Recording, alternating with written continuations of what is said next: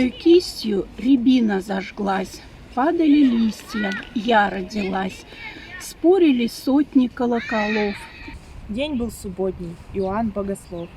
Мне и до ныне хочется грызть жаркой рябины горькую кисть.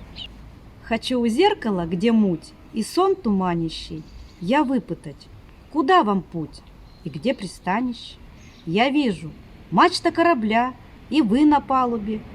Вы в дыме поезда, поля вечерней жалобе, вечерние поля в росе, над ними вороны, благословляю вас на все 4 стороны.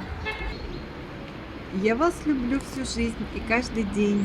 Вы надо мною, как большая тень, как древний дым полярных деревень. Я вас люблю всю жизнь и каждый час, но мне не надо ваших губ и глаз. Все началось и кончилось без вас. Я что-то помню, звонкая дуга, огромный ворот, чистые снега, унизанные звездами рога. И от рогов вполне по свода тень и древний дым полярных деревень. Я поняла, вы северный олень.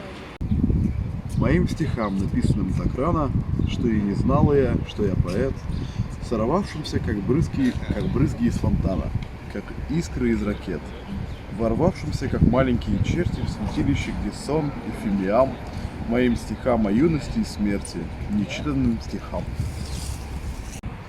Как правая и левая рука, твоя душа моей душе близка. Мы смежены, блаженны и тепло, как правое и левое крыло. Но вихрь встает, и бездна пролегла от правого до левого крыла.